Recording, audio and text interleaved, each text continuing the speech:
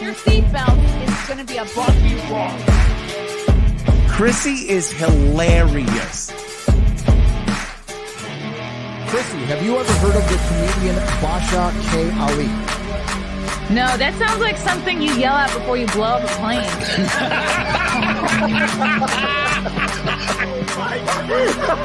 Basha K. Ali! 30 seconds remaining. But you know what, good thing to say, I doubt it will stand up to something. I have any disrespect for you at all. I was very confused by the title, Everything Everywhere All at Once, because that's also what we call it when Ash takes off his shirt.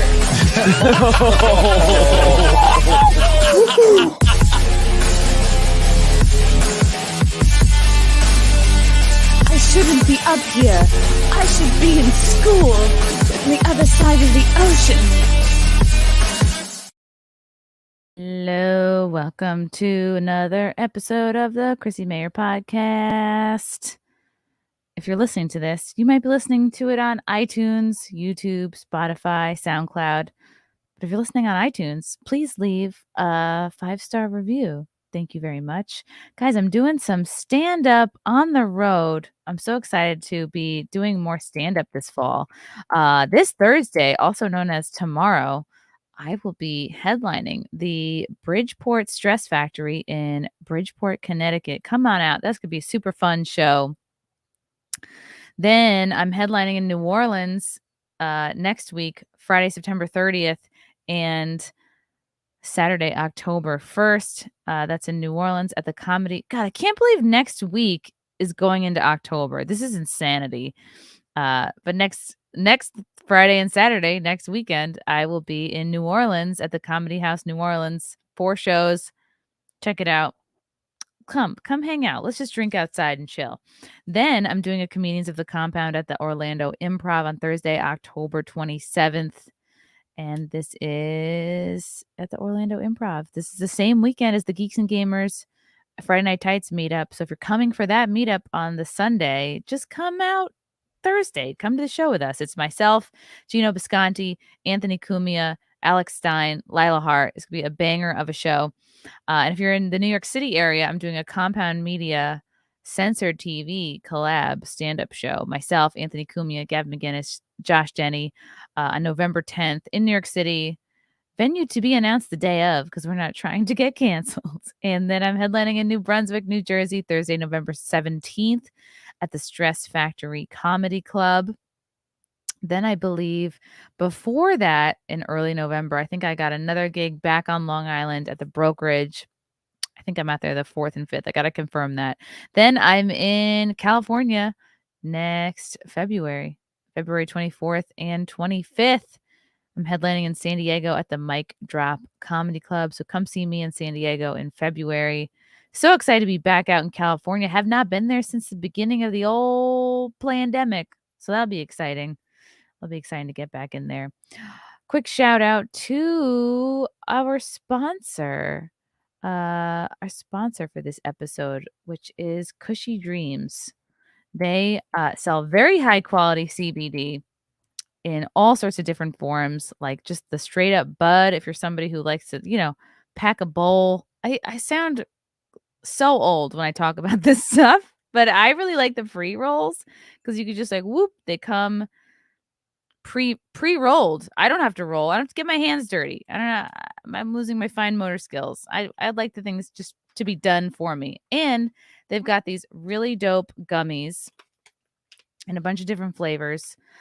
This is Delta 9 THC, and it comes in watermelon and 3 other flavors that I can't see, but they're in there. This is a great read. I'm doing great. Plus Delta 8 pre-rolls. This is great for me. It helps ease my anxiety, helps me sleep. Sometimes it could help even relax your muscles after a tough workout or something like that. Go to cushydreams.com. That's KUSHY dreams.com. And at the checkout, use promo code CMP to get 20% off any order. Check it out, guys. Super high quality stuff. They got whole different blends like relax, peace, dream, energy, create. Super cool. All right, check it out, guys. And I want to do a quick shout out to flagranttriggers.com, my t-shirt provider. Go to flagranttriggers.com. Go to the Chrissie Mayr section and you can get a bunch of fun shirts like the old Rootin' for Putin shirt, the Johnny Dabbler shirt, Simcast, Mayor, Smayer, and Make America Great Again. flagranttriggers.com. $27 includes shipping. These shirts are super duper soft. Thanks. And check it out. All right. Enough of that. Time for our guest. And she's a beautiful lady and a libertarian. And we're going to learn all about the Mises Caucus and other things. And welcome to the show, Angela McArdle. Hey there. Thanks for having me. Thanks for coming on. Should I do it this view or should I zoom? I'm going to zoom out because I want people to see your guitar. Let's show everyone. I just moved into my new place. Still unpacking. Behold the box. I like it. It looks like you're ready to take a passport photo in there. I'm ready. I'm ready. I have DMV lighting. It's, yes, DMV energy. It's grim. It's grim in here. What color are you think you're going to paint your room? Are you big into painting? It's going to be green. We don't know how painted it's going to be, so you can't see, but I have a giant rug in here that is like fake grass. So I tell everyone to touch grass, but I don't actually go outside because that's ugh. No, there's things out there. So I just reach down and touch my rug. Yeah, that's nice. And you are part of the convoy of Californians who have moved to Texas. Yes. So I apologize, everyone in Texas. Now, technically, I am moving back. I grew up in Texas as a child, moved to California with my family as a teenager. So we're just calling it a very long failed experiment. And I moved back. What brought you out to California initially? Yeah, I just moved with my family when my dad was relocated. I feel like I had the opposite experience that most people have. People are like, no, I'm moving from California to the middle of nowhere. But as a 15-year-old, I was like, no, you can't take me from nowhere and put me in California. I have my 4 friends. You can't do this.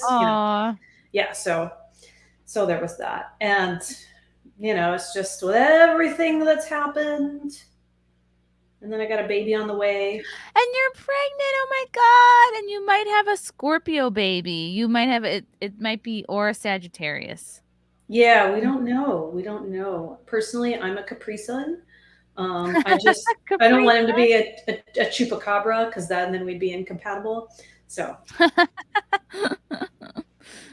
yeah, I feel like I have a healthy relationship with astrology. Maybe not several years ago. I think I relied on it too much. It's funny, before we went live, you're like, I have a bug flying around my room. And now I have a bug flying around my room. So it's a conspiracy. I would probably like bag on astrology less if I didn't lean into all the bad stereotypes associated with my astrological signs. So which one are you? Gemini. Ooh, Geminis are great communicators. Mm-hmm.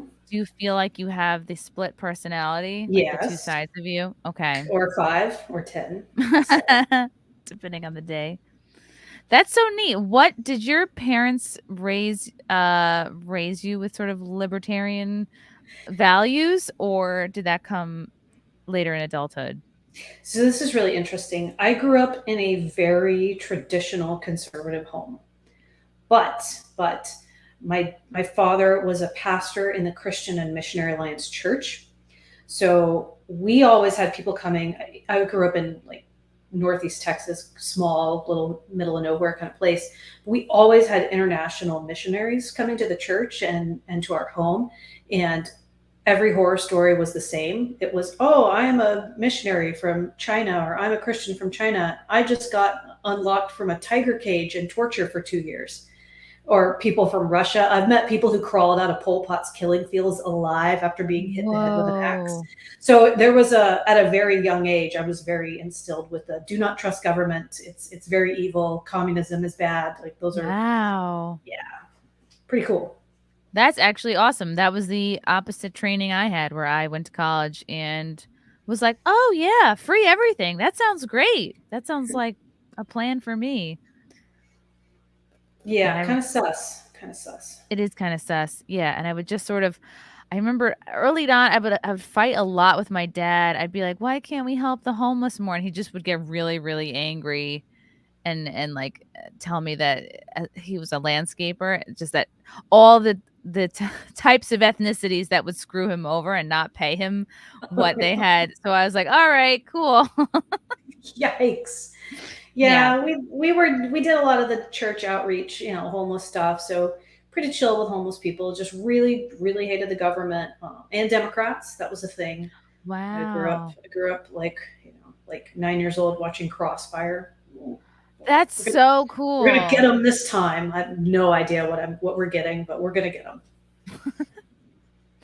And your mom too, or mostly your dad? Mostly my dad, but my Yeah. mom, she's just not as aggressive with the politics. Yeah. Oh, that's so neat. So how did you find yourself getting more involved? And when did you realize like I'm a libertarian? Well, I was like 17 and I had this very rudimentary understanding. I was just having a conversation with someone, like this older, like rocker dude in our little community. And I was like, yeah, I'm a Republican, but like, I don't really care about gay marriage that much. Like, from a conservative perspective, wouldn't they want the gays to get married and be conservative? This is deep philosophical moments, 17-year-old Angela. And I don't really care that much about weed. Like, I see my friends smoke it, and I don't smoke it, but they're not like killing people or going like committing robberies. I just don't get it. So he said, "Oh, you sound more like a libertarian." And I was like, "Oh, well, I've heard of that before. So then I shall become that." And that was really how Sign that me went. up. Sign me up. I signed up. And years later, I read The Creature from Jekyll Island, which imploded my worldview and made me terrified of central banking and the Federal Reserve and the Really? government. It's called The Yeah. Creature from Jekyll Island? Yeah. Really good book. Very tedious read. Still highly Oh, recommend it. so not a beach read. Not a beach read. It's my beach read. It's my beach. Yeah. But that imploded my worldview, and I was like, everything I know is a lie. It's not just less taxes and gay people with guns. It's like central banking and everything. We're all going to die. This is a red alert. And then so I was paranoid and terrified for a few years, and then I heard about Ron Paul, and then I realized everybody else was also terrified of the Federal Reserve, and I'm not alone. And what are the main things that you were like that made you terrified of the Federal Reserve? Because I was saying before we went live, like even though I've taken the test, I've talked to many a person, I've talked very in depth with Mr. Larry Sharp, who is mostly responsible for my gold pilling. Oh, nice. At first I said yellow pilling, and then I was like, oh, that sounds like I'm joining the Latin Kings, so it's gold, I think. Yeah. I guess I'm not opposed to that. It can't help to have friends with different skill sets. But from being a libertarian, I feel like I do such a shitty job at trying to explain what it is to other people. I find myself just going, oh yeah, it's like live and let live, freedoms. I have a lot of Right. shirts with American flags on them. and so when you say like you were scared about like when you learned what the Fed was doing, is it basically how they've devalued our money over time? Like there's this system set up that we're just in constant debt. Yeah, well, we are, unfortunately. I think it was really learning that finances were not always controlled by the government. And then the government consolidated and took everything and put out aggressive propaganda to convince everybody it was good. And it wasn't the first time they tried it when the Federal Reserve was created in the early 1900s. And Andrew Jackson had tried to defeat the bank, and he was a bad guy. So we only hear about his bad guy stuff back in the 1800s, and taking us off the gold standard and printing money. So what were we doing with money before it was controlled by the government? Was it just like gold pieces that they minted gold, but they didn't like print dollars into oblivion? And you could also just go to the bank with gold or silver. So yeah, people just had a lot more control over that. But now you can't just like walk into the grocery store or the corner store and be like, bite into a piece of gold coin and pass it over. That's just not a real thing. So, and then obviously how our monetary supply really fuels wars for empire and has all these crazy entanglements across the globe, and debt slavery and just like all kinds of whacked out stuff, like other governments buy our debt bonds. Slavery. You mean college? Yes, that's one of them. Man, so many ways for us to be enslaved. What bad vibes. But yeah. And it's crazy because when you're a 17-year-old kid, at least when I was, it was not going to college was like not an option to not go to college. It was like you will be working at a grocery store for the rest of your life, and that's it, unless you go to college and be in debt. And which is hilarious because I go to college and it's like, great, now I'm just answering phones for people who don't respect me and I'm not getting a raise. So like, why did I need a degree again? Totally. So yeah, I did that. I went to college. Fun. What did you go to college for? So I first went to crappy community college. That was a thing. That was terrible. Giant black hole, death spiral. All the propaganda, all the 17-year-old to 40-year-old community college pipeline. Like you just never get out. You just change your major until you die. So I escaped that. And then I went to Biola, which is like a hoity-toity private Christian school, and studied organizational leadership, which is literally what I do now. So it actually worked out for me. Ooh, sounds like a community organizer degree. Ugh. I guess it could be. No, it's more just about being able to run an organization without it being a disaster. That's really what it's all about. Being a leader. Management plus leadership. Those sound like good skills for anybody. So can you explain to me better what the Mises Caucus is? Yeah. Okay. So exciting. So I was active in the Libertarian Party before the caucus existed, but a lot of people were not, because they were not really happy with the direction of the National Libertarian Party. It was like low energy, low self-esteem, not exciting, was not really pushing the boundaries in any respect. I mean, maybe in a couple of gross ways, right? Like age of consent stuff, okay, we get it. And there was this real like anti-Ron Paul sentiment that had built up in the party for just like a few years. And it was sort of like the party was attacking a lot of the thought leaders and institutions that make libertarianism popular and make it mainstream and make it really rad. So the Mises Caucus was sort of born out of opposition to that, saying, no, the Libertarian Party should be the home of the Ron Paul revolution. This is where we should be really championing individualism, economic literacy, civil liberties beyond just a couple of token things. Like there's a lot more civil liberties out there than abortion, for example. So the caucus was formed and I joined within a couple of months, and they're really passionate about Austrian economics, so economic literacy, single issue coalitions, so working with people on the left or the right, whether it's decriminalizing cannabis or whether it's opposing lockdowns and mandates.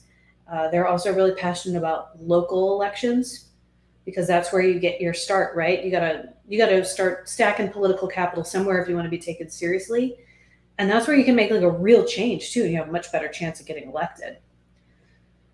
So that's sort of what we worked on, and then of course we worked on internal party reform.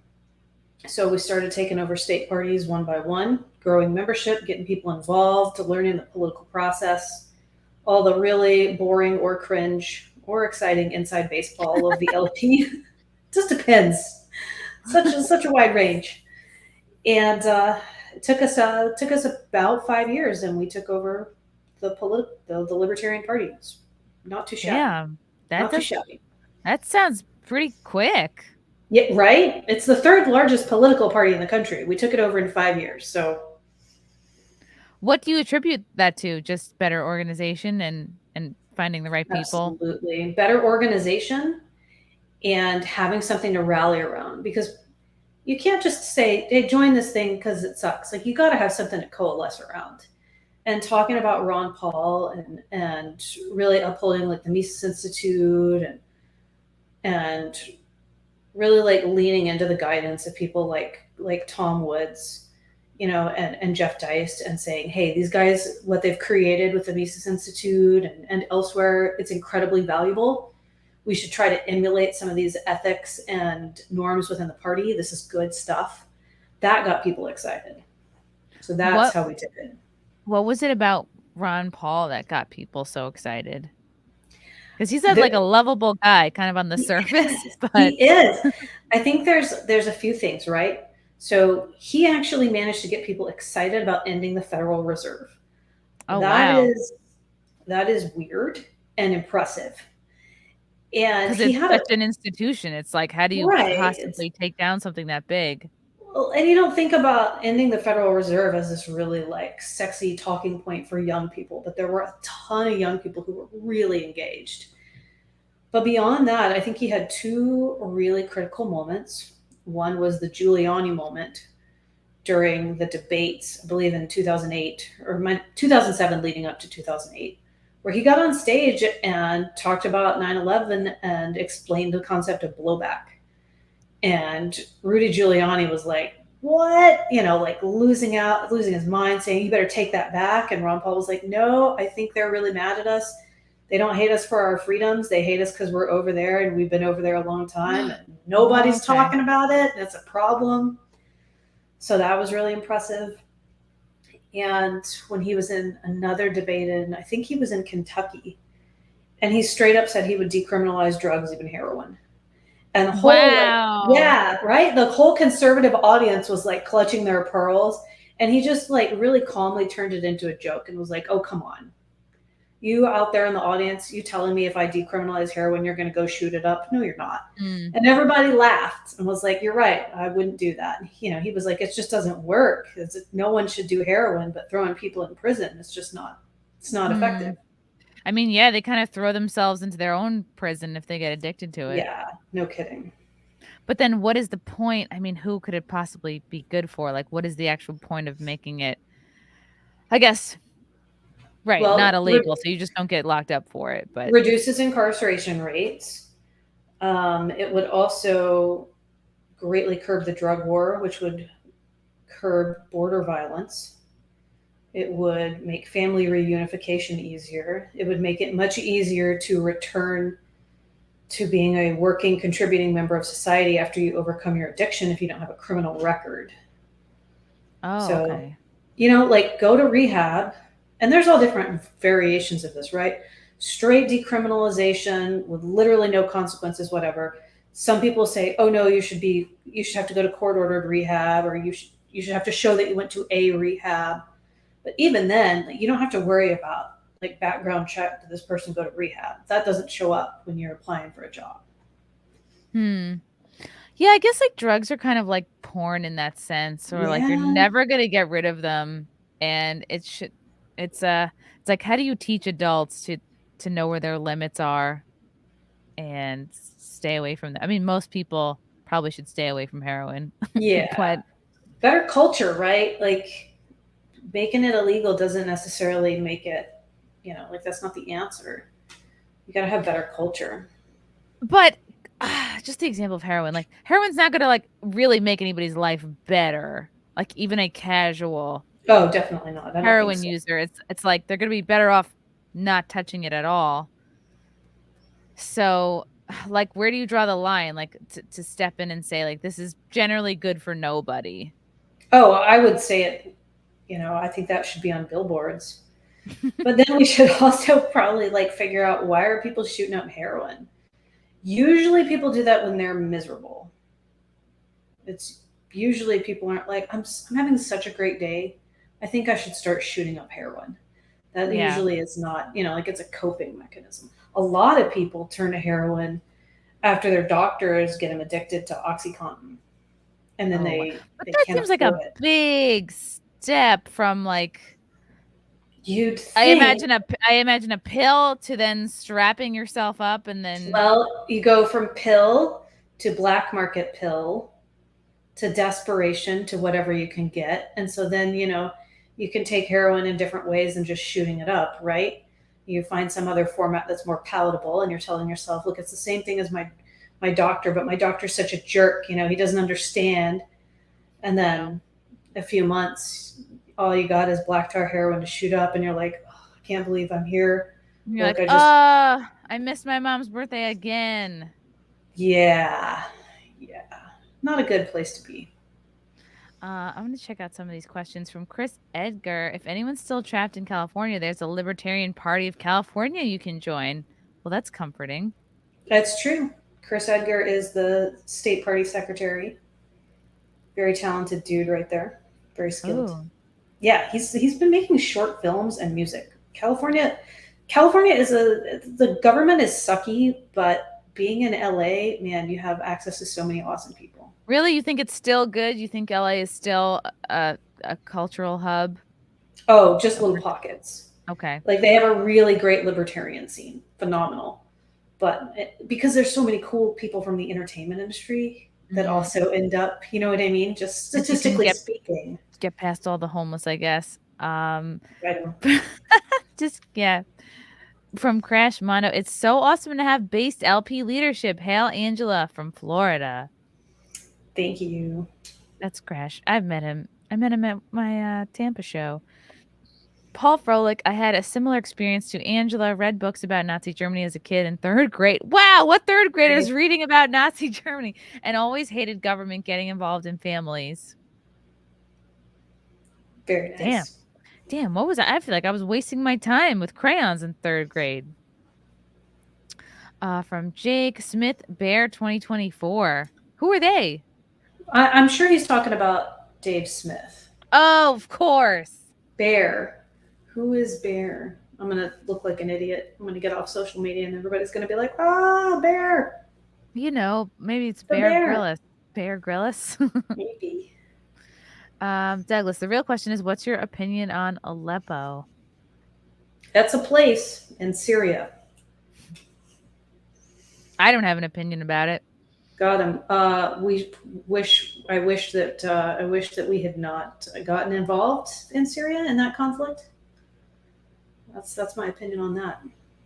Yeah, that seems like a good way to go. What do you think when you say like there's more civil liberties out there than just abortion?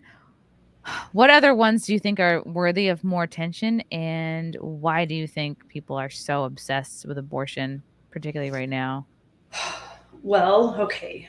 On the other side of that coin would be birth freedom. Yeah. So I'm having a home birth, right? It's doable. That's so cute. Are you getting in a little tub or something? Buying a birthing kit. I have a midwife. Saw her today for the first time. Once I moved, so I had to get a new midwife. There's a lot of rules and regulations around that. It's difficult. Say you wanted to do what's called free birthing. So you've had some kids before, or you're a midwife yourself, and you're like, I don't need nobody over here. Pop this baby out on my own.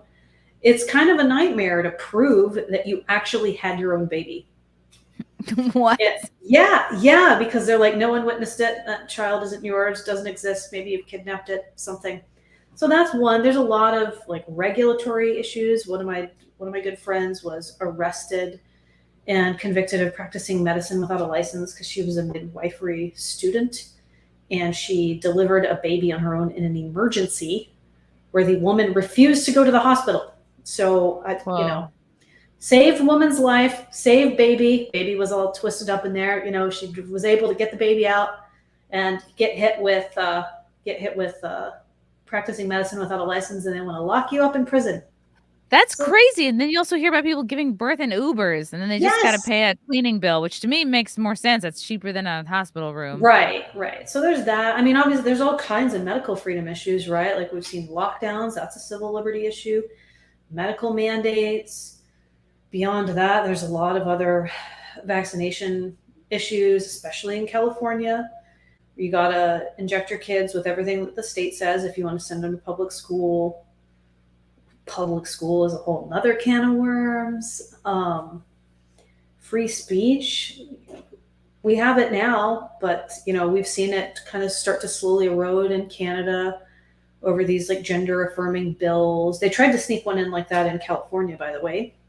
It died in committee. You was in a senior living facility care bill. It was about you can't misgender seniors in senior assisted living. They don't talk about a group of people who couldn't care less Right? about being called they don't even remember their friends' names. I know. I don't think they're gonna be offended.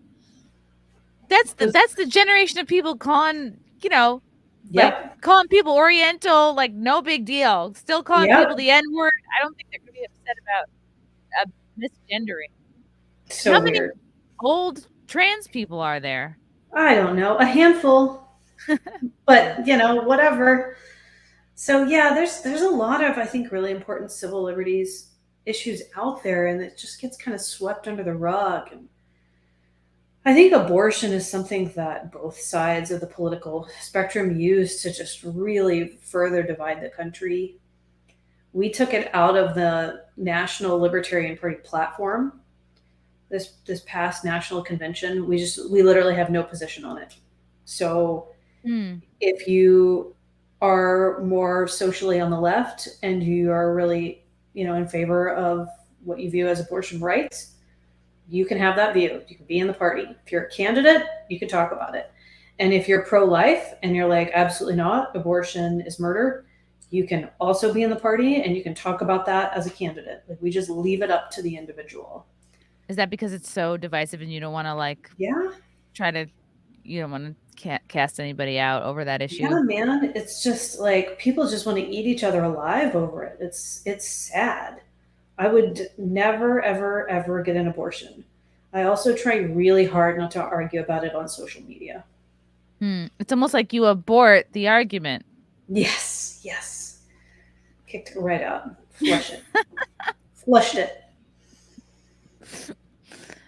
Yeah, I'm happy with the fact that I never had to make that choice. But I also was not putting myself in the position where I would have to make that choice because I don't know, I wasn't raised with a lot of money, and so I was always like, oh wow, I never had enough money to have a kid, and I always was like, worst case scenario, you have to have enough to do it by yourself, and that's what kept me from having any close calls, basically. I was just raised with the fear of God in me that if I got myself in an embarrassing situation, I would be very embarrassed and have a lot of problems.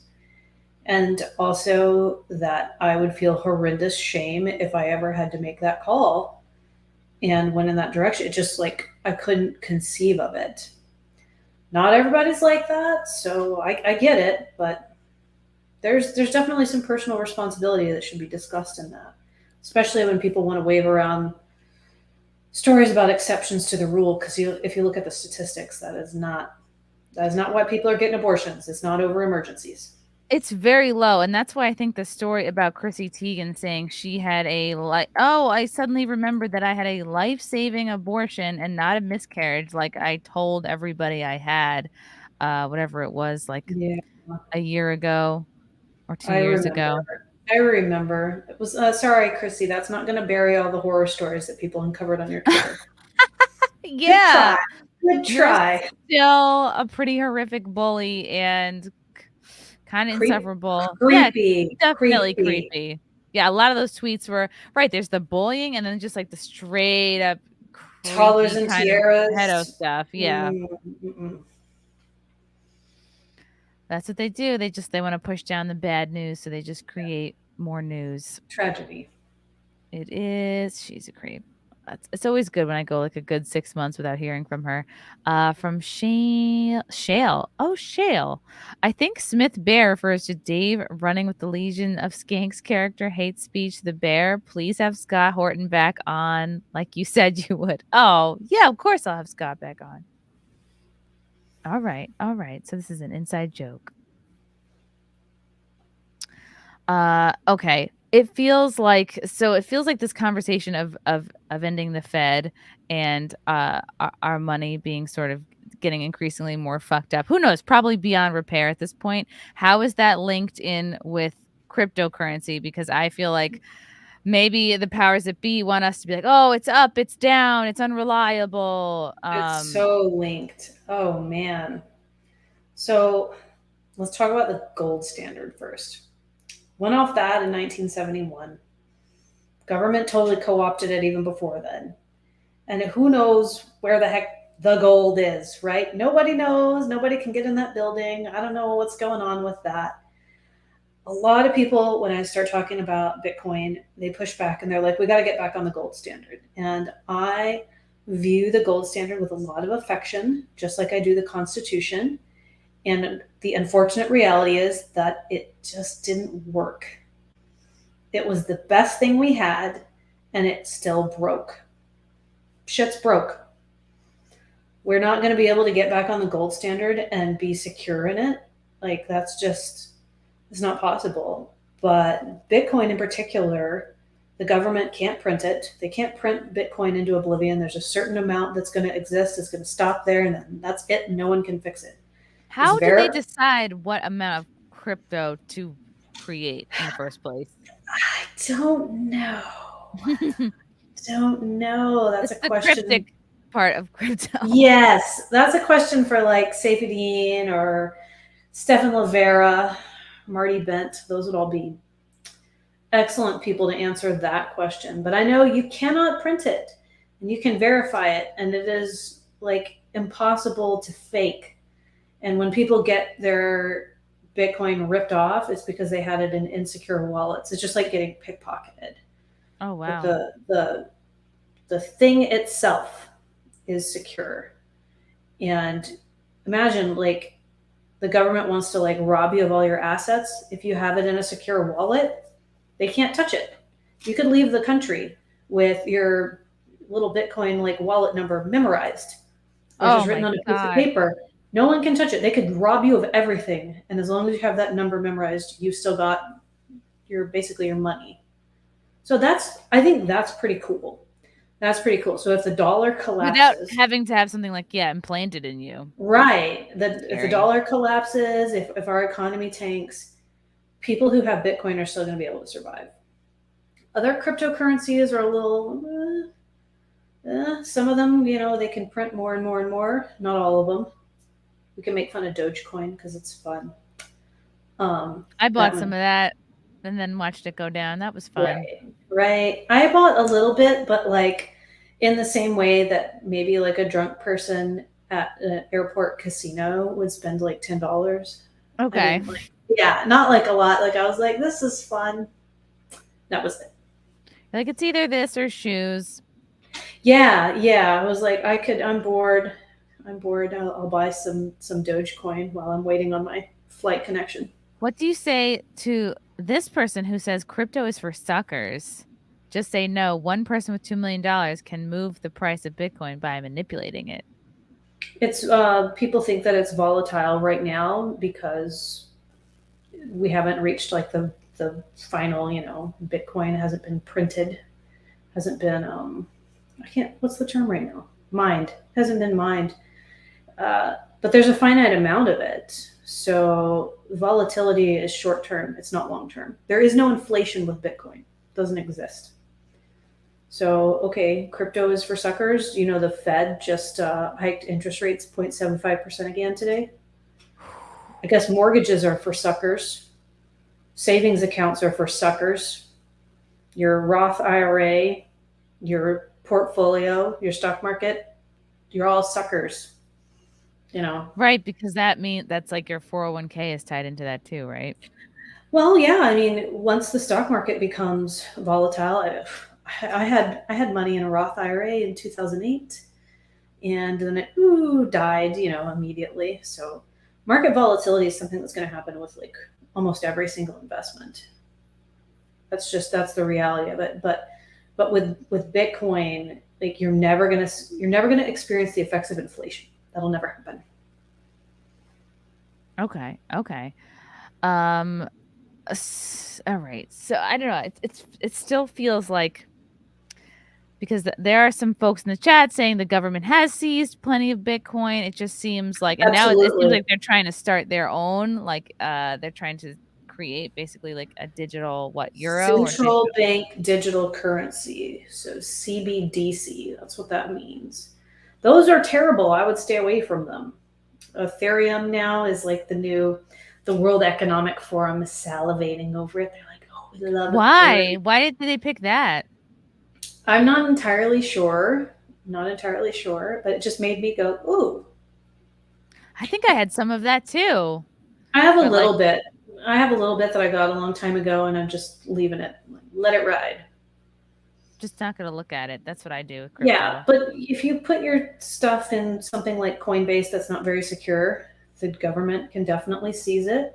You still have to be, you have to exercise some prudence and judgment when you're making transactions, what platforms you're using. That's going to happen no matter what you use. Wait, Coinbase is not secure? Not super. I mean, they cooperate with governments all the time. They're very much on the government radar. And when people do get their stuff hacked, it's usually through a major platform like that. So what other options do people have? Swan Bitcoin is a good one. Swamp? Swan, like the bird. Swan. Okay, okay. Very regal Bitcoin. That's a good one. Can you move your Coinbase stuff into Swan, or you can only put your own dollars into it? Okay. Yeah, I think they'll even help you. Like, they'll help you figure it out. Okay, wow. This seems very intimidating. And it also feels like something that I should have done like years ago. I know. But you know what? There's going to be people who in 20 years, they're going to be like, hey, I've been hearing about them Bitcoin things for like the first time. And it's like when America already looks like Venezuela, and they're going to want to jump on. Oh, gosh. Don't wait. Go now, pre-Venezuela. Even if you just have a little bit of Bitcoin, just a little test. It'll grow. What is like a little bit? I don't know, $100? Yeah. Okay. Think about all the people who spent like $100 10 years ago. They have a lot of money. They have a lot of money. How much would they? If you bought $100 worth of crypto, right, 10 years ago, how much do you have now? I don't know. Geez. Like $1 million? Someone in the chat will know. Yeah, someone in the chat let us know. While the chat is figuring that out, Angela, what do you think are the biggest negative aspects to the Libertarian Party, or like the ways in which they have shot themselves in the foot, or just to make themselves kind of unattractive to attracting new people? I've got a long thesis on this. It's a 10-part series. Oh, Okay, so let's just hit some highlights, right? Poor organizational structure, failure to plan for the long-term future. It's basically been in startup mode for 50 years. That has been very difficult for people to come to terms with and to own it. So maybe also a refusal to interact with reality in a meaningful way. So how do we actually move the needle politically? Everybody has an idea or theory. My least favorite words to hear at this point are, I have an idea. I'm like, shut up. Your idea is terrible. Oh my gosh. Inability to connect with the average person. We have a lot of really brilliant people in the party, but they're not good communicators. So we don't know how to communicate our ideas. We're the party of engineers, not the party of marketers. So I've been working on changing that. And then leaning really hard into liberty issues that are not things that regular people relate to. So there are elements in the party in the past that were obsessed with age of consent laws and getting rid of them. I'm like, can we? And I feel like those people are probably creeps. Yeah. Can we put that at the very bottom of our list of concerns? Very bottom. Things like that, or just kind of autistically obsessing over things like seatbelt laws. I agree. It is very frustrating for anybody to get ticketed by the police for not wearing a seatbelt. However, we need to prioritize our needs, and that's probably not at the very top. It's probably not. And then I think also the inability or refusal to engage with people at the local level, which is where you build community and you build trust with people. You also gain political experience there. You also will meet other people who are politically engaged. So we're always going after people who are like armchair philosophers instead of trying to convert people who already have a real vested interest in changing their community. Oh, okay. So you don't actually, maybe it's not even you don't approach it like politically, really, one side or the other. Be like, what issue do you care about? Like, what What do you needs the care? most help in this community? Because almost everybody who's going to a city council meeting, everyone who's attending is mad. That's really like, Yeah. you're not going because you're like, I or love them. you're mad or you're Alex Stein and you're there to troll. Yeah, which is also pretty awesome. But he wouldn't be trolling if he didn't have reason to troll. Concerns. Yeah. Yeah, so it's like, hello, why don't you go? I figured this out in LA when we were fighting the mandates. I was like, I don't need to be screaming into a void on social media. I need to be talking during public comment at my city council meetings. And then I found all these people who are really, really pissed off about mandates. People Wow. who Even were, in LA, that's kind of refreshing. I thought it was all, yeah. I don't know. No. Yeah. People who were very on the left economically, and they were just like, they felt completely isolated and alone because all their lefty friends abandoned them. Wow. People who were like really hardcore staunch vegans who were screaming because this stuff has been tested on animals and it has animal additives in it, and it's like it contains, like these cells were cultured on dog kidneys or monkey kidney. I can't put this in my body. You're violating my religious rights. You're violating, yeah. As people with like with actual very religious people, like Catholics, getting into the the stem cell usage. Yeah, and like a lot of Catholics, the Catholic Church, has leaned left politically over the past many years, but they're still very pro-life. And so anytime there's talk about aborted fetal tissue or anything of that nature, you're going to have Catholics freaking out. So yeah, I'm telling you, man, public comment during city council meetings as well. Also, it's hilarious and entertaining. There's a guy who would get on every single time. Is it like real life Twitter, basically? Oh, yeah. There's a guy who would get on and he would play circus music in the background and insult everyone on city council and call them all clowns and go through one by one with like. And you're just allowed to do that. They won't. I feel like with Alex, they give him the big cane. They try to like cut his time. It depends. Well, you get like 1 to 2 minutes, right? Depends on what you got. I got kicked off one time because they cut off before I was able to speak, and then they went to specific agenda items, and you can only talk about that agenda item. And then I was so mad about mandates. I just kept going, and I threatened to build a guillotine and take it out front of city council. So I was cut off as I was like, "Look for the guillotine! The guillotine!" I'm sure it seemed overwhelming with the amount of mandates especially in LA at the time during the pandemic. How did you approach that? Like, what did you try to go for? One at a time? I mean, it just feels like you're in kind of the eye of the storm there, or here in New York too. We got it repealed. We got the worst one repealed. So until New York one-upped us, we had the worst mandate in the country. You could not enter into any business without showing proof of vaccination unless it was a church, a grocery store, or a drugstore. That was it. Not even your own business. Not your own business. What? Wow. Because in New York, for your own business, you don't have to be, but you weirdly have to like put the signs up for the customers, even though the people were working around that. Yeah, it was out of control. So, I mean, we pushed back and we got it overturned. So that was really, really encouraging. But man, it was depressing. It was more depressing, I think, during the lockdowns because everything was locked down. People were broke, demoralized, suicidal. People were talking about killing themselves. It was awful. Wow. Yeah, I remember like in New York, I was like, oh, because I wasn't going to use any kind of like fake vax thing. And I was like, I'm definitely not doing it. And then, there was the sense that all these restaurants and businesses were going to put up that sign in the window and they just were not going to let you in. So I'm like, this is before I started like testing it and going into some anyway. I was like, oh, I guess I'm just not ever going to go into another restaurant in New York City ever again. And like, I kind of was okay with that. I was like, wow, I'm kind of glad this is happening at this point in my life.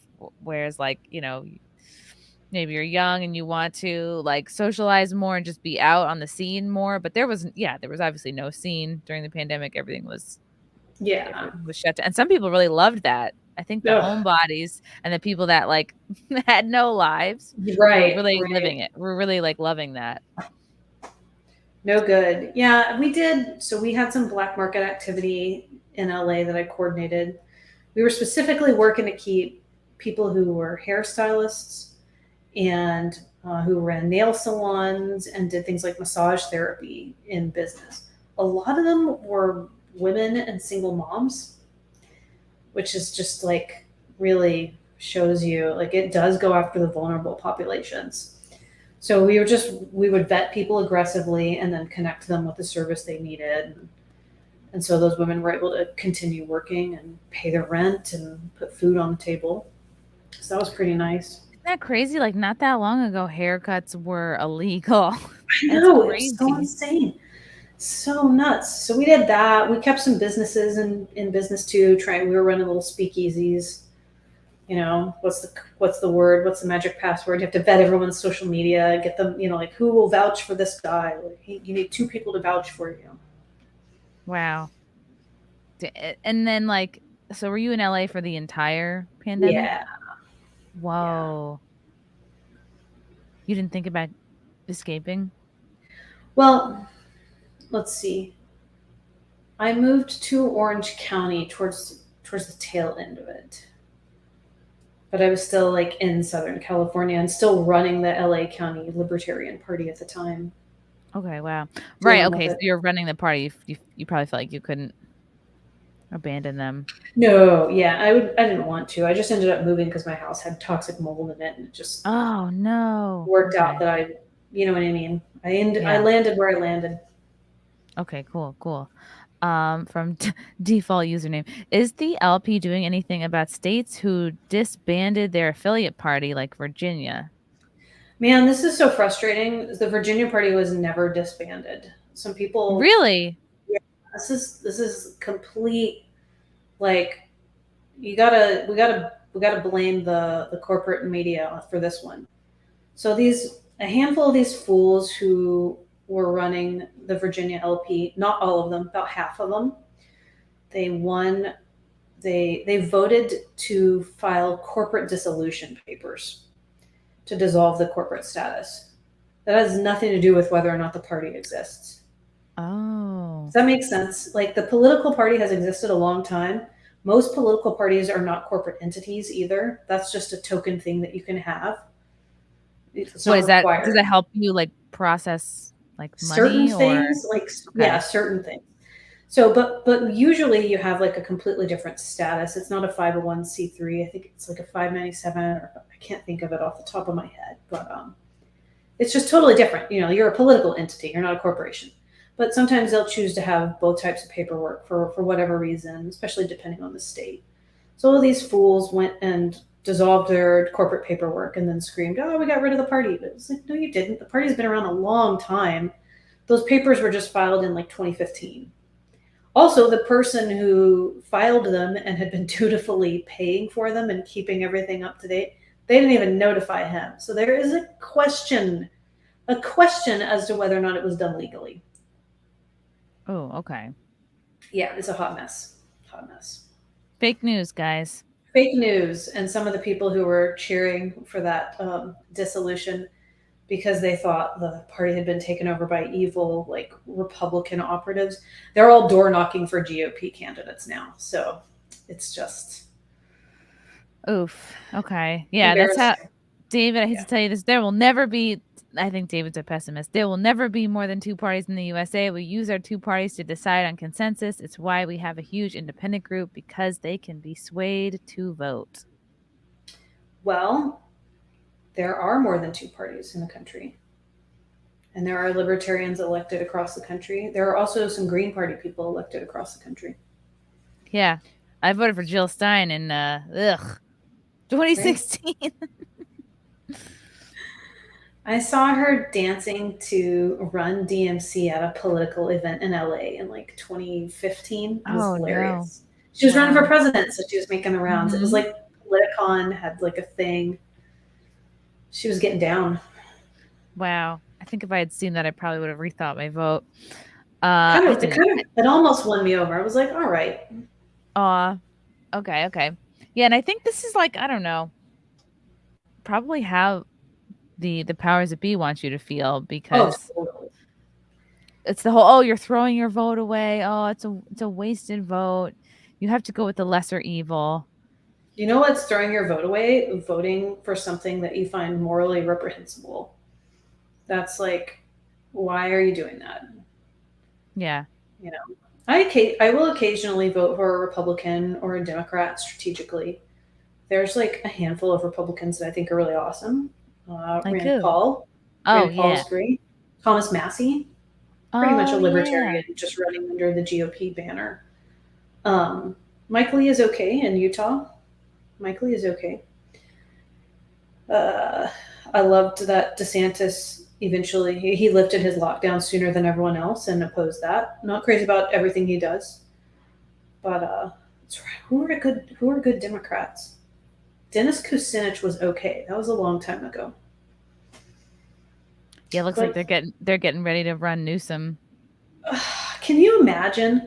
They're like, who do we need? We need a cartoon villain. He is. I don't understand. No one likes him in California.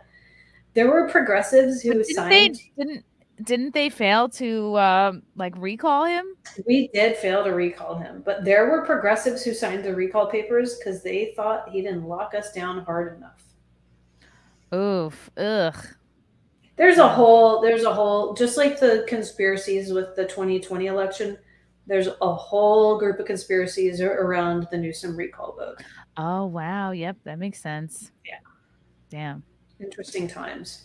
Matthew Butts remembers your speakeasy meetups at Huntington Beach. Very nice. Ooh. We got a question from West Britannicus. Libertarianism is true leftism.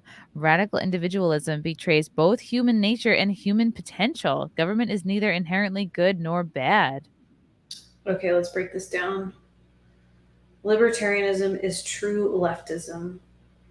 So I don't know what true leftism would be. I mean, there's a couple of ways to look at it, right? Like the classic political interpretation, but then you could think about it as being chaos on the spectrum of chaos to order. And that's definitely not true because libertarians believe strongly in natural hierarchies. And I think that government actually disrupts that, which is actually quite chaotic.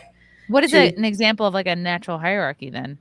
Sure, the family unit, Okay. organization that comes about spontaneously in groups when a leader emerges, private organizations that have, like a structure, like a chair, a boss, whatever, middle management and so forth. Natural hierarchies in the animal kingdom, there's a pecking order, literally. There's all kinds of natural hierarchies. Radical individualism betrays both human nature and human potential. I think that I don't quite understand. Let's see. I mean, that has a lot of implications about human nature and human potential, right? Like, Yeah. what are we implying about human nature? Humans are imperfect creatures, right? Like, we're not perfect, so we're going to do good things and bad things, no matter how hard we try. Human potential, I think is very constrained by government. Hmm. I mean, you see that with regulatory practices, right? Like with vehicles and transportation. Elon Musk, love him or God, hate him. Right? all the hoops that the businesses had to jump Yeah, through just to get a little bit of like emergency money, and then the companies that got it that like probably didn't need it, you know. yeah. And government is neither inherently good nor bad. So I would say it's bad. There are some libertarians who say a little bit is okay. I like to say it's all bad, but I mean, there are aspects of it that are inherently bad. You know, But if the natural hierarchy is good, like in the example of a corporation, but governments can use corporatism basically to enact their will. So what's the workaround there? I mean, the workaround would be getting rid of the government. And Work it's just like if around- a corporation wants to take over, like Larry Sharp's idea, like the Verizon bridge, and then that they put up the advertisements and then they pay all the costs associated. So like the government has a monopoly, right? They have a monopoly on violence. They're the only ones who get to lock you up and send you to prison. They're the only ones who get to like enforce their laws at the end of a gun. Corporations have sort of these monopolies that are propped up by regulatory practices and financial barriers that government enables. But even beyond that, let's look at Google. Evil giant mega company. Same with Microsoft, same with a lot of these companies. There's a lot of bad things about them, pros and cons. I love Google search. I like my Gmail, Google Drive is very helpful. Google, pretty sure Google is not bombing children in Yemen. The United States government is. So if you were to take the lesser of two evils, if you were like, oh, they both suck, I would go with a giant evil corporation. But aren't they like selling your information and it's not very private? Oh, yeah. I mean, if it was one or the other, I would go with Google. But it's not like the unholy union. It's terrible. But ultimately, you can opt out. And a lot of people have, right? Like they've gone to Proton Mail. They're using other services. You can do it. The thing that really sucks about government is I can't opt out of it. And I would really like to. I would like to just be like, no, thank you. Like when someone knocks on your door with like their cult tracks, have a nice day. Yeah, there's no saying no to it. There's like no place to go and live. Very rapey. Very rapey. Yeah, they didn't get my consent. It's like a Lifetime movie. It's like running away, fleeing, and they're there everywhere you go. Oh, West Britannicus again for 5. Libertarians are societal Darwinists. That implies we are mere animals rather than being imbued with the divine spark. Libertarianism is anarchism. Okay. So I don't believe I'm a mere animal imbued with the divine spark. I'm a little bit confused. Societal Darwinist.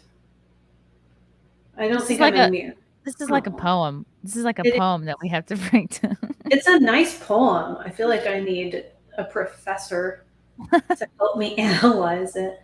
I mean, libertarianism is anarchism a lot of the times, but I'd get in big trouble if I said it was strictly anarchism, because there are people in the party who believe in the role of government just for the defense of the borders and maintaining property rights. And I would be so happy if that's all the government was. I would be like, I'll take it. Good enough. Thank you. Yeah, if they did something with defending the border, but they're like not even doing that. Yeah. Rather than being so I do believe that we're imbued with the divine spark.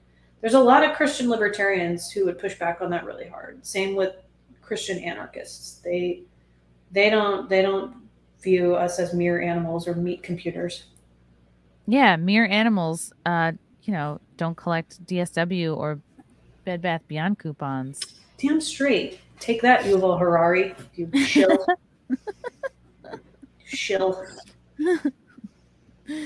I think I had started this. Oh, from Douglas Dauntless, the government has seized plenty of Bitcoin. I mentioned that. Crypto is the dream of making money with no work done, no value to humanity. Yeah, well, it's an investment. Oh my goodness. I hope you don't hate landlords too.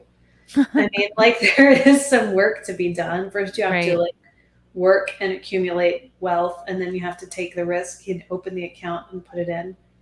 I mean, the work work is also in like putting your trust in a system outside of the norm. Well, that's the same as investing in the stock market, right? Like you work and then you put your money there and you're like, oh. Yeah. Okay, let me see. I missed a couple of these. From Joey Dell. This might be a deep party question, but what has happened to the Virginia LP? Is this similar to that other one? This is the same question as the other one. The Virginia Libertarian Party is fine. You had 7 people file corporate dissolution papers. The party exists. It's just fine. They might even be able to reverse that corporate dissolution, but the party existed long before that. That had almost no bearing on the functionality of the party. People are still there. Trust me, I have to talk to them every single day because they I think they just got their website back up today. Yeah, no, they're good. They're good. In fact, they're quite united after this whole drama. Everybody who's left, they're like, I can't believe that this thing that I have invested 10, 20 years in, some of them, that these people would have such a grudge over the Mises Caucus winning the National Party that they would burn the house down or attempt to do so and then just blow out of there. Like, it's the most selfish, juvenile thing that you could do. Yeah, that sounds crazy.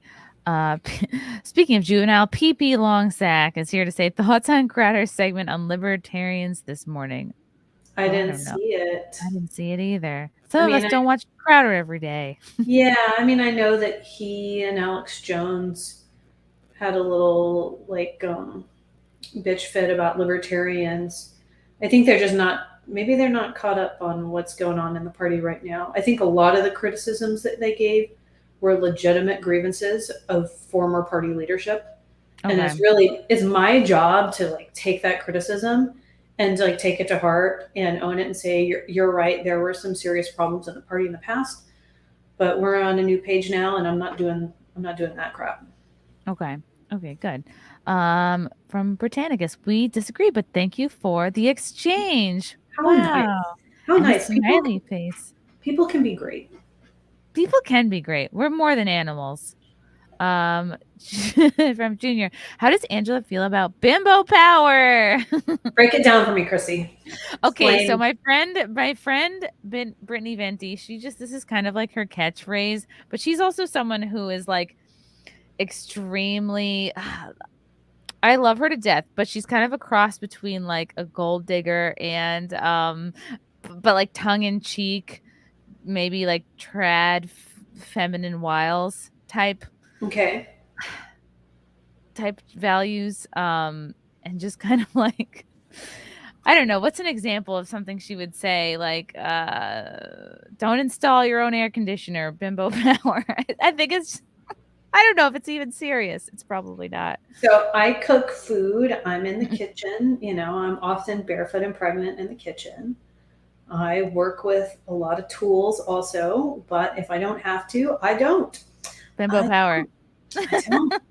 My boyfriend has muscles, and I totally, I would be lost without him opening the spaghetti jar. Let's face it.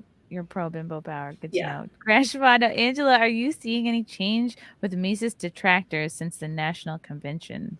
Yes, they're becoming more and more unhinged and worse. It's quite unfortunate. Why? Because of the winning? I think so. It's a trip, right? Because the caucus tried in 2018 and in 2020 to get someone elected at the national level and didn't have a lot of success. And so we came in 2022. Boy, we swept every single position. Dang. We didn't lose a single position. And the entire time, 2017 is when we started, 2017 through 2020, we kept a good attitude. We kept at it. We didn't try to burn anything down. You got to engage. You got to be helpful, make yourself valuable. And so some of us were surprised at the level of malfeasance.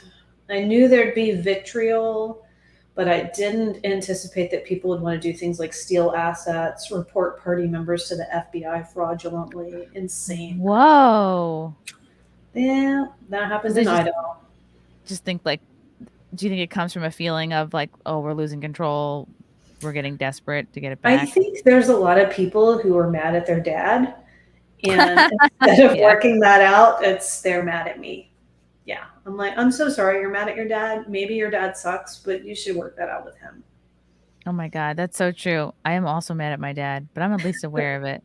Right. Awareness. That's the first step on the journey to healing. Yeah.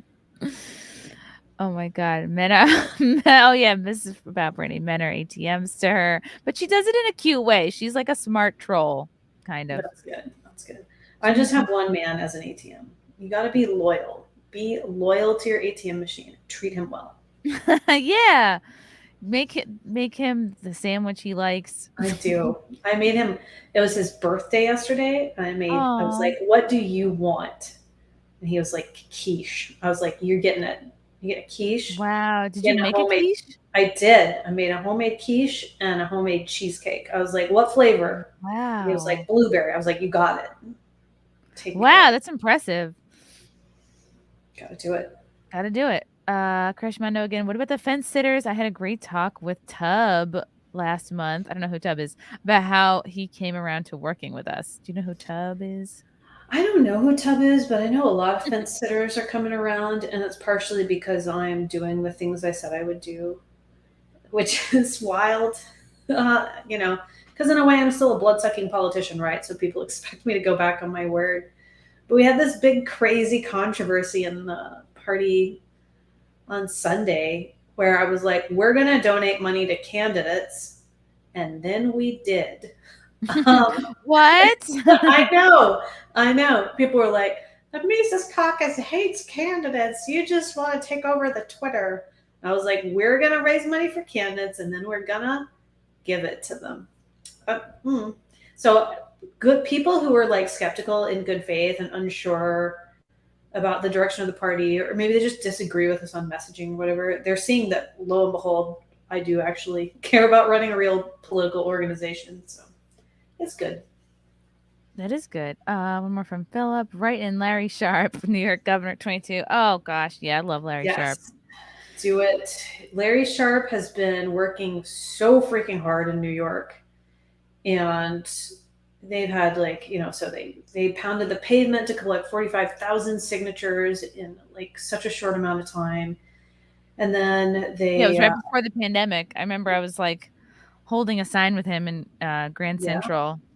So he made it, right? So he made that threshold, which is so impressive. And then the next year they raised the threshold. The New York government, they made it even harder. So he went out and got a bunch of people together and they collected signatures and he dumped tons of money into it and they fundraised and worked really hard. And then the New York government basically said, we don't believe that you made the signature requirement and we are not required to check it. So we deny your petition. It was insane. That's crazy. And then they went to court and the court affirmed it. So I hope it goes to the Supreme Court. He had a really good attorney this time who's also a Mises guy who worked his ass off. So we're doing a write-in campaign right now in the meantime. But yeah, everybody be good to Larry Sharp. Good to him.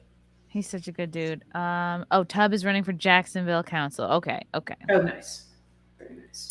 And from Maximum Weeb, thanks, Chrissy, for having Angela. I'm also a Frank Frazetta fan. I affiliated my county in Texas because you guys won. Keep fighting for good. Would love to see you on Pete Canonis. He'd also be a great guest. Oh, okay. I'm going to get my Frank Frazetta art up ASAP. That's my favorite. Oh, he's an artist? Yeah, so Frank Frazetta did all the Conan the Barbarian style artwork with like naked chicks and swords. Oh, and like fighting. Yeah. Okay. Yeah. It's my jam. Wow, Crash is on point tonight. Okay. On an entirely different note, Angela, you pushed me over the edge on going lifetime for LP National while at the convention. So thank you. Thank you. That really made my life a lot easier. Getting lifetime memberships at National Convention was like such a good boost to everybody on the LNC and the party. We're in much better financial shape for it. Our membership numbers look great now. That was like the best way that we could have started the year off. Okay, that's amazing. Oh, okay. Do you hear this a lot? Why not say you're Republican but espouse the agenda of libertarians? I do. And I totally respect if people want to come at it from different angles. For me and most of the people in the Libertarian Party, we see what's happened to Ron Paul with 2 presidential campaigns. And we say that is not a viable path to liberty because it is too controlled by deep state operatives. They do not want to see libertarian values take over the GOP, and they will literally cheat to keep you out. Damn. Okay.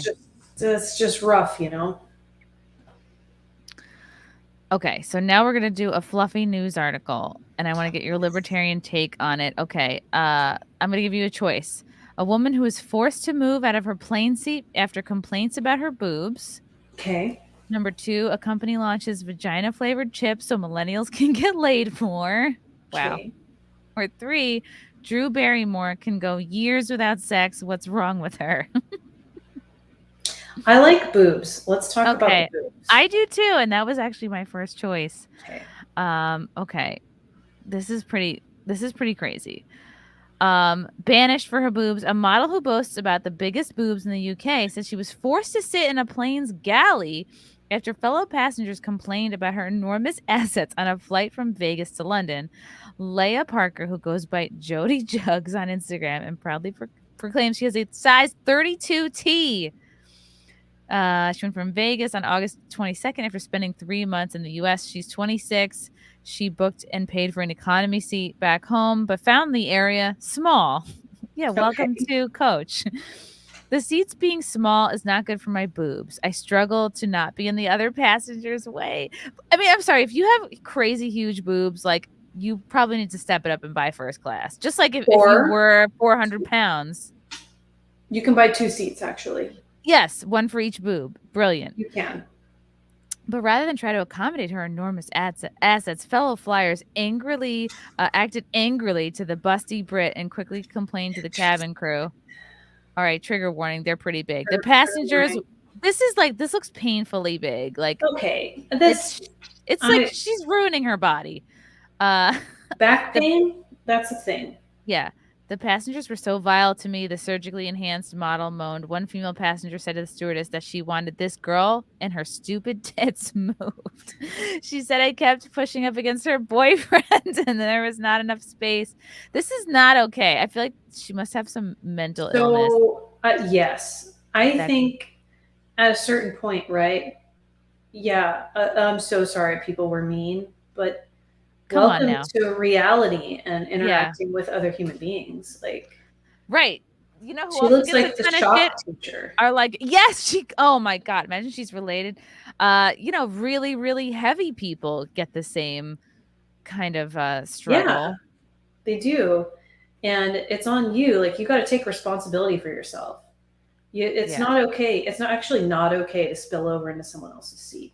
No, nobody likes that. Nobody likes when you drift into the leg area or the armrest area. So I moved with from California to Texas, and my boyfriend and his dad drove the moving truck, but they were like, "You're pregnant. We're putting you on a plane." I had to have 2 plane tickets because I took my cats, and you have to have a seat for each cat because they go under the seat, and there's not room, So I bought 2 tickets, and it sucks it's more expensive, but it was pretty nice having an extra seat. Yeah, a cat seat. If I can get it for my cats, I think she can get it for her boobs. I think so. It's like, you have to know, like, this is the pros and cons. Like, if you make bank off of Instagram or OnlyFans or whatever you do, it's like, okay, you have to spend a little bit more on travel then. The employees of the unnamed airline were very bitchy and patronizing. She was eventually forced to move out of her booked seat and sat in a galley area in the back of the aircraft. I mean, come on. What do you want? I'm being trolled right now. I think the bonus to this is that she doesn't need a tray table. Like, she can just rest her drink and her. Well, I bet she can't lower the tray table. Right. Which might be your first clue that there's a problem. This is how do you buy clothes? Well, you don't. You have to have them custom made. Can you even breastfeed with this kind of a situation? No. It would just be like silicone juice that comes out. That's got to be so uncomfortable to sleep. And painful. And like, how do you jog? You don't. There's probably no jogging. You don't jog. I feel better right now being pregnant, looking at her. I'm like, I'm not that weird looking. I'm good. This looks insane. It looks physically painful. And like, there's something wrong. It looks like there's something went wrong. Like, she was like dropped in a radioactive soup, and I bet she had to gradually move up too, or else the stretching would be. Well, you crazy stretch marks. It wouldn't just be stretch marks, right? Like, your skin would rip in half. It literally wouldn't. Wouldn't work. So her skin on her boobs is probably so thin. It's like she's probably prone to like.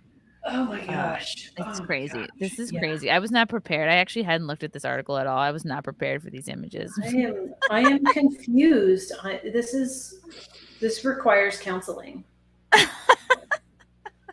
Maybe for me after Send me your seeing it. post. I know. Just when I thought that I was a little kooky, it's like, you know what? I'm glad I've looked at that. I feel you're better. good. Yeah, you're good. We're good. We did Tragic. it. Okay. I did it. I did that. I read that. Some people in the chat think it's really hot. Wow. Okay, boys. Well, I'm sure until you actually get there in person and you're like, I can't actually get my mouth around any part of it. Yeah. I don't think it would actually work in theory. What if you need to hide in between, like, you know what I mean? You probably suck at hiding when your boobs are that big. Like, you can't crawl under a bed. You can't, like, hide in a closet or get into a small space if you need to. There's probably not much to grab when you're having sex because, like, you can't even palm. Right, you can't, like, if you've got to be able to palm a basketball to even. Yeah. And your back strength must be, like, really good because it's like either you have a really strong back or you're suffocating whoever you're with every single time. Yeah. But maybe they're into that. You know, like Oprah would say, live your truth. But your truth sucks, maybe. I don't know. Live your truth. Okay, so as a yes, lift with your legs, not your back. As a soon-to-be mom, what are you most looking forward to, and what are you most anxious about? What am I most looking forward to? This is gonna sound so mean. Not being like a woman in her 40s who just has 2 cats. Like, no, that's not lame. That's like, it's like a sense of deep purpose. Like, by the time I turn 40, like, I will have already had a child. I'll be like, yes. Like, I dodged a bullet. Like, that could have been me. It could have been me, like, in LA, single with just 2 cats and glasses. Yeah. Like, I'm that stereotype. And now it's almost like the 2 cats are worse than if you just had nothing. Right. They are. So I have dodged that bullet.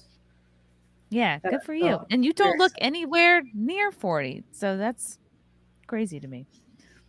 I'm not. Yeah. You're crushing it. Okay. And okay. So, and what are you anxious about? What am I anxious about? Probably putting together all that stuff in the nursery. It's a room across the hall. Oh, okay. Having a baby. Yeah. I'm not real good with those. I don't hate kids. I'm not that person. Thankfully, that would be hard to overcome. But I just don't have like that magic touch. I have a few friends who have kids who I really like their kids. But usually I'm like, Okay. It's easy to feel I felt about everyone's kids until like my niece and nephew. My brother's kids. And then I was like, oh my God. And I was like, is this like a narcissistic thing? Because like they both kind of look like me and like they kind of look like my mom, but they're so sweet and funny. So last year I had some friends over for Thanksgiving, and one of my friends is a single dad, and he has 3 little kids, like little. And his daughter is like 4 maybe. And she was like, Miss Angela, can you brush my hair? No one ever brushes my hair. Oh, no. No, that's not true. But It was like, emotional damage. Like, I was like, okay. She got in there. It did. She got in there past the cats. For the first time, I was like, I'll brush your hair. Ooh, you know. That's so cute. Yeah. Okay, there's a concern in the chat that you should get rid of your cats before the baby comes because cats get jealous. That's nuts. These cats are actually great with babies, and they were very good with my neighbor's toddlers even. My neighbor's toddler would even pull on Betty the cat's tail, and Betty was so patient. It's just totally fine. So I'm very lucky. I have very cuddly cats. Okay, good.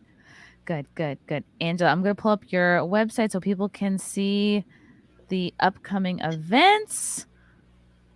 Let's see. And I have to upload that. The next event is going to be November 4th, 5th, and 6th. We're having a Libertarian National Committee meeting in Austin, Texas. Okay, that's not on here. Yeah. In Austin in November, you said. Yeah, November 4th, 5th, and 6th. We're going to have probably a pub crawl. We're going to have some sort of workshop. Yeah, it's going to be great. Okay, awesome. And where can people follow you? You can find me on Twitter at Angela for LNC Chair. You can find me at patreon.com/Angela McArdle. If you're interested in the Libertarian Party, you can go to lp.org and you can find out more about us there. You can get a membership. You can see all kinds of cool stuff, candidates in your state, and other events. Okay, awesome. Angela, thank you so much for coming on. I will have to have you back when you have some things on your wall, maybe after the baby comes out. Yes. Get up my creepy freak out of art. It's coming. It's coming. Okay. Ooh, you're such a delight. Thank you to the chat for your questions and comments. Oh, Rakita lost. And I got 2 more sneaking in super chats. Rakita Law, did you fix the Libertarian Party yet? Halfway there. That's pretty good. I think so. It's only been a few months. From Maximum Weeb, Dr. Sean Baker and August Dunning are 2 very pro-freedom health experts that would be great guests. By the way, Angela, Dr. Baker is a huge carnivore advocate, ex-military trauma surgeon, and Dunning is ex-NASA. I am a member of Dr. Sean Baker's carnivore community, and I used to get advice from his carnivore coaches. That was one of the things that turned my health around. That was a whole nother conversation. Yeah, I'm even just doing messy keto, and I feel like it made such a huge difference. Like just getting off, like taking bread out as an option at all, and like absolutely having just dumb snacking be off the table. I still drink spiked seltzers, but they're low carb. Everybody gets one. Yeah. All right, guys. Awesome. Thank you so much for the comments. Angela, thank you so much for coming on. Good to talk to you. And until next time, bye. Thank you.